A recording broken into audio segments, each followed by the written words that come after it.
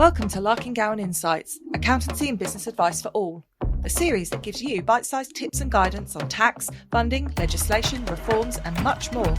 With case studies, business advisory and sector specials and even interviews, our team of experts are committed to helping you navigate the world of accounting and finance, with a variety of presenters from across our specialisms. So, let's get on with today's show. Hello everyone. This week we are talking about the new pay offer for NHS consultants in England. My name's Louise. I'm a partner in the Larkin-Gowan Specialist Medical Team, and I'm joined today by our Senior Manager, George. Good afternoon, everyone.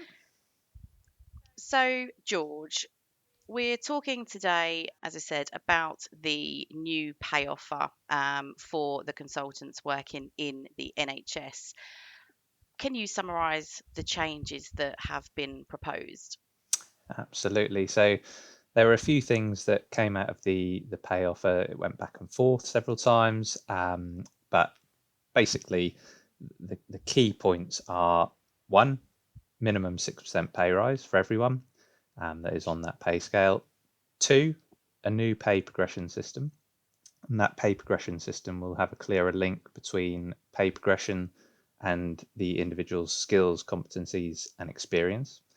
It will be much simpler, and the clinical managers will have a review meeting with the doctor to ensure that the criteria is met before you can move up into the next pay scale. Once that pay progression has been approved, the manager will then complete their action on the NHS pay systems, and what will happen, because obviously this is a new pay system, new pay progression system, there will be guidance which will be developed and it will be provided to employers to help support them through the change so that it can be simplified as much as possible. The third change that was announced in the new pay offer is changes to the Clinical Excellence Award schemes. And the final major change is to do with the Doctors and Dentists Review Body. So this is the body which effectively works with the government to agree the pay offers. The changes that will come into place will apply from the 25-26 pay year, so not from the current pay year, but from next year. The process for appointing those members which are on the DDRB will be slightly different.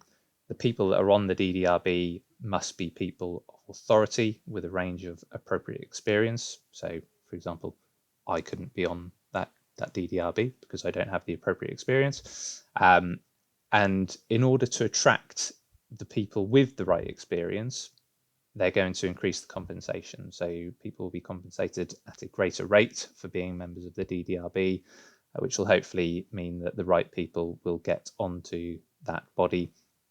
And in order to effectively give you guys as consultants a better pay offer each year. The third thing, which will apply from the DDRB perspective, is the timetable. So at the moment, timetables for consultant pay offers are generally quite slow, as proven by the fact that we've had the 24-25 pay announcement or pay agreement reached fairly recently. The timetable should mean that awards are announced much earlier in the year. So you mentioned there the Clinical Excellence Awards. They can be quite valuable to individuals previously, but what we've often seen is actually it's not always beneficial for them to accept them, which seems pretty backwards. So what are the changes we're looking to see? What are the implications of those changes? Yeah, so Clinical Excellence Awards, as you say, that they were under various different schemes, various different methods of awarding. So you had your local Clinical Excellence Awards, you have your national Clinical Excellence Awards. These changes come into play for the local Clinical Excellence Awards. If you've already got an existing local CEA, that will remain. It's any new ones which are effectively going to be ceased. So local Clinical Excellence Award funding is ceasing, and it's going to be redeployed into remuneration. What that means is there will no longer be a contractual entitlement to access an annual awards round. That contractual entitlement has ceased because that funding has been redeployed into the base remuneration. As I said, if you've got an existing one, that will remain. And if that existing local clinical excellence award was awarded pre-2018, when the first round of changes to the clinical excellence award scheme really came into play, they'll still be pensionable, but the value will be frozen. So no changes to any national awards. We're No. just purely looking at local. Spot on, yeah. So your gold, silver, and bronze awards, your national CEA awards, will continue to be available as normal. So looking back over what we've just discussed, 6% pay rise minimum, increased remuneration as a result of local clinical excellence awards going into the baseline for remuneration. So surely this is a good thing for those consultants working in the NHS. How may it affect their take home pay and potential tax burdens? Because I think generally that's kind of what the consultants have experienced in the past, is that they're given a remuneration with one hand, but it can lead to unintended consequences that they actually can't do very much about on the other hand.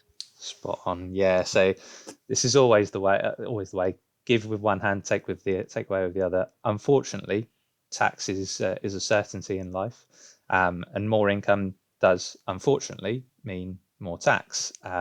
So if you're looking at the take home pay and the tax burdens for consultants, you will be paying more tax as a result of increasing the amount of earnings you have, as will also your national insurance contributions.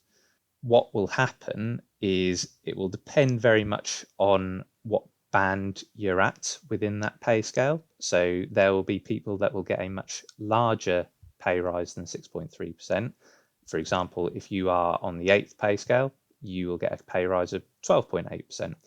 Your pay, if you are in that pay scale, will increase from £105,390 to £118,884. That's an increase of £13,494 gross. But out of that, your take-home pay will only go up by just over 50% of that. So you are already losing quite a significant amount of that money just from the tax and national insurance contributions, which will arise as a result of the increase in pay. Now, that's just looking at tax and national insurance, which will be deducted at source through PAYE.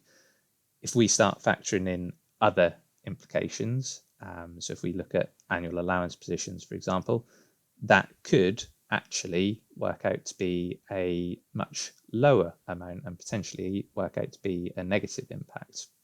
Obviously, these are figures for your individual accountants and advisors to look at for you, but it's something to be aware of that may seem like good news, but actually the net impact, how much you actually see in your pocket at the end of the month each month will actually be perhaps not quite so much. Yeah, so you've mentioned the dreaded annual allowance words that sends a shiver probably through most of their bodies nowadays. Just as a recap, what are the potential issues that they could experience as a result of this pay rise on the annual allowance? So I think it's important to confirm again here that your pension in the NHS pension scheme is a defined benefit scheme. It's not a defined contribution scheme. Now, what that means is it doesn't matter how much you contribute.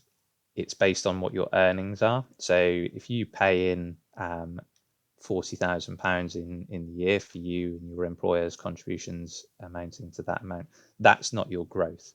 Your growth is based on how much your pensionable pay is. Now, all members in the NHS pension scheme are now in the 2015 scheme. But if you were in the legacy schemes, the 1995 or 2008 sections, you still retain that final salary link. So you've still got that final salary pension. And with that, if your pension continues to be linked to the final salary, as you can imagine, an increase in pensionable pay as a result of a new pay offer, will also trigger an increase in your 1995 or 2008 pension schemes. So typically, where you are moving up in gradual increments, it doesn't cause an issue within those historic schemes. If you have a large pay rise, then that can be where those issues do materialise. So a large pay rise can potentially lead to quite significant pension input amounts within the 1995 or 2008 sections, plus you've then got your pension input amount arising from the 2015 schemes. So, as I said before, there is potential that there will be quite a few people which will be hampered by annual allowance charges, particularly if you are on certain pay scales where your growth in pay is actually more than the 6.3% agreed pay minimum pay rise. But there's also a further impact factor in here. Because this pay rise has taken so long to be agreed and was due to come into effect from January 2024, that pay rise is now not going to hit people's pay packets until within 24-25. Now, what that means is you're going to receive a large amount of money coming in.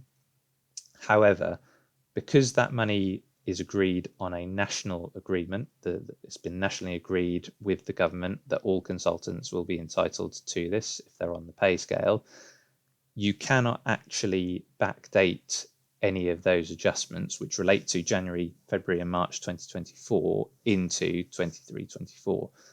That pensionable pay is going to fall within 24-25. Now, what that will mean is you're going to see an artificial spike in your pensionable pay. So if we look at the 8th pay scale, who are already getting a pay rise of 12.8%, you've got a further 3 months of uplift, which is also going to be pensionable within 24-25. Now, that's going to be quite a big increase and potentially can cause quite a large pension input amount within those final salary linked pension schemes.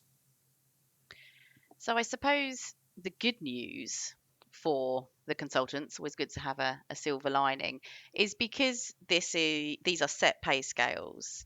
They know what their salary is likely to be every month, that they should be able to reasonably accurately estimate what the impact is going to be at any point now for 24-25.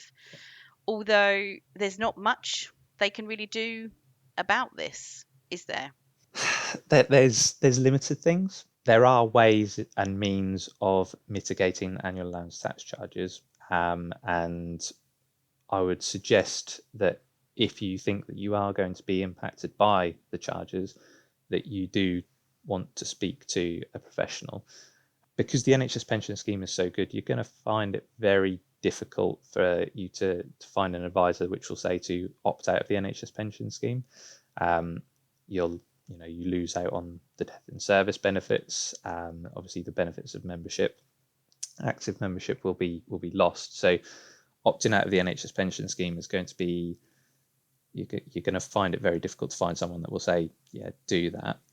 That is an option. And obviously, if you opt out of the NHS pension scheme, then it will further increase your take-home pay because you won't be paying the employees' pension contributions. You will lose out on the tax saving that currently affords. However, opting out freezes your pension, so you're not going to see pension input amounts, which will then trigger annual allowance tax charges. There's been a lot of people, a lot of our clients doing the hokey cokey, as it's termed, opting in for a period of time, opting out for a period of time. Again, because you are then putting less pension through your pension schemes, you're not pensioning as much income. Doing the hokey cokey can mean that you actually end up with a lower pension input amount. So that's another option. Third option, which I don't think the government would be particularly happy with me suggesting, is reducing working time commitment. Obviously, waiting lists are where they are, and there's a significant drive to get those down. So reducing working time commitment is probably not going to be the best option that I can give you all, but it does again reduce the pensionable pay and reduce the amount of pension input amount.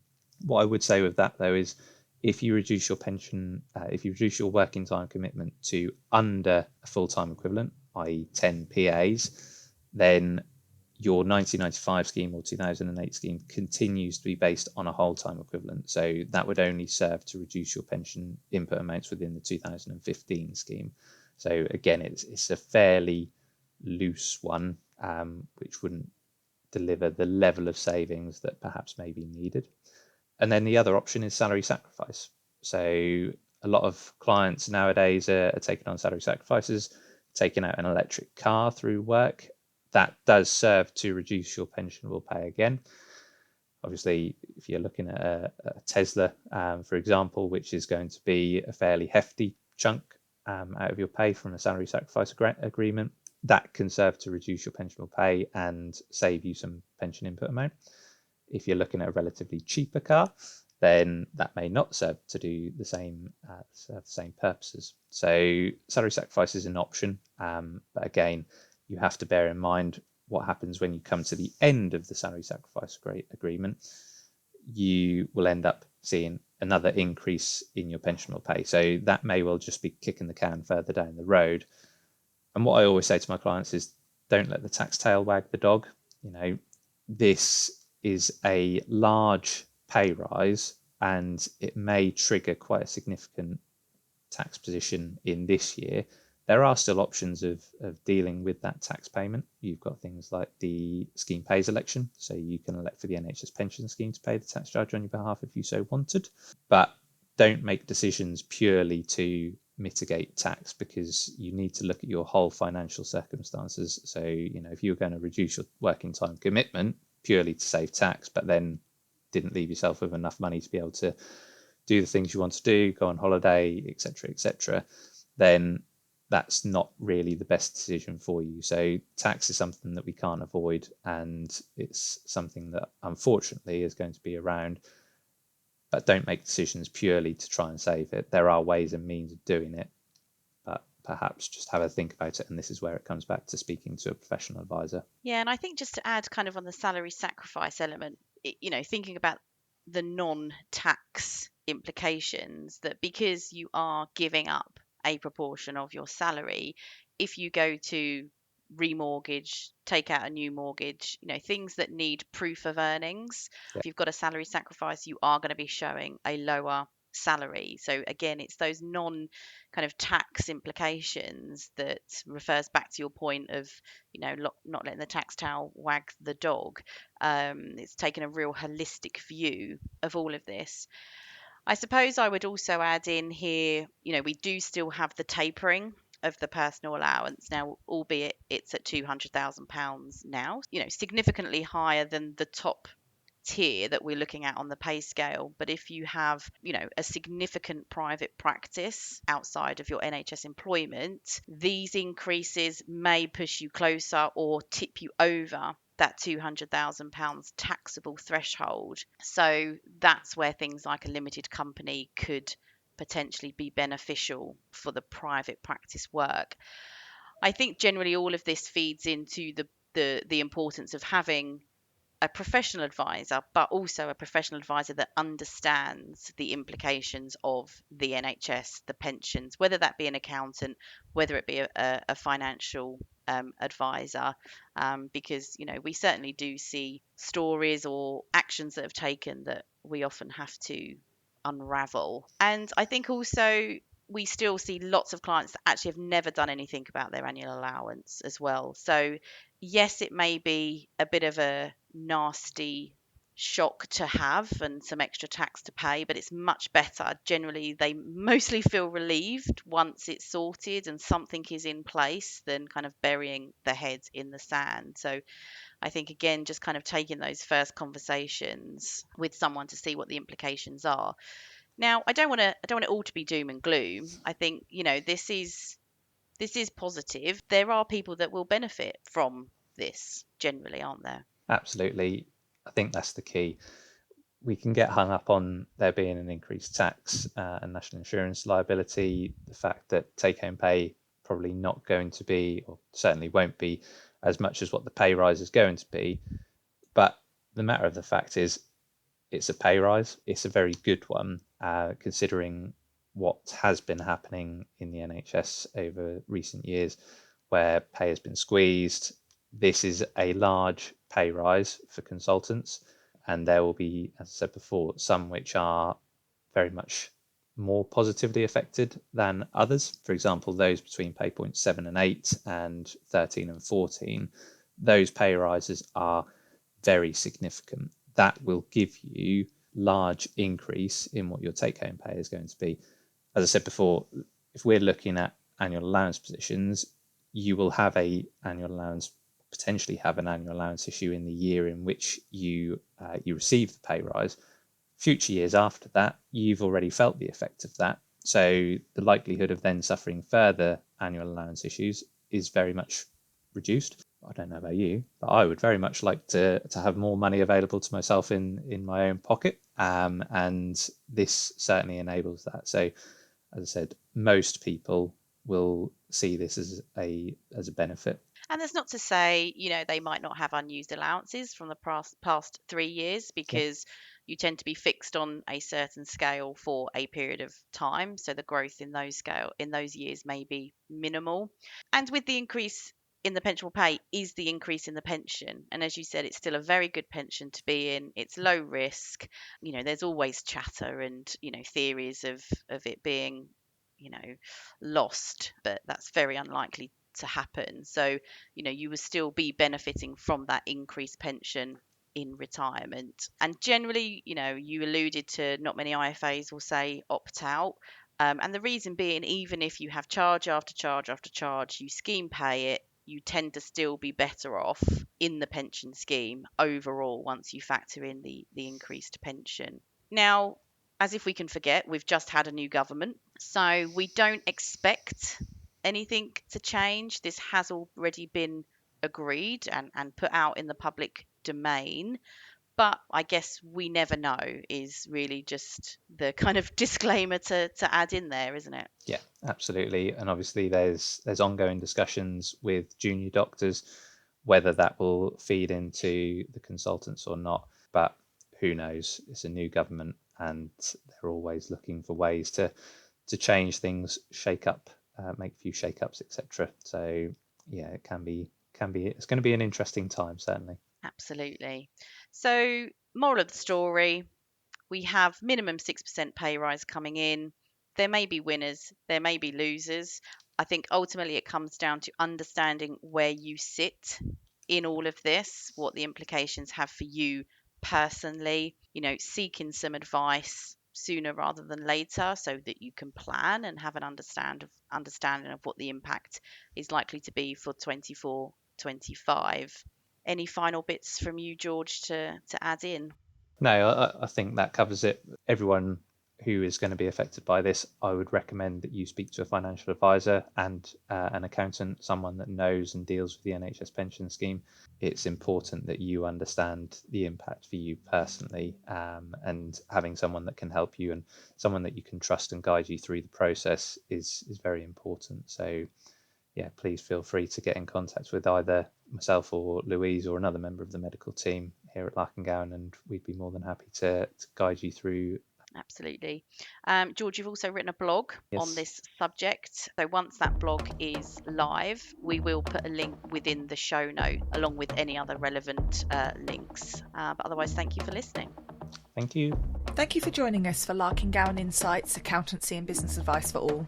Don't forget, you can find more information about today's topic and more about how our team of experts can help you in your business by visiting our website, larking-gowan.co.uk. Join us again next time for another fascinating insight into the world of accounting and finance.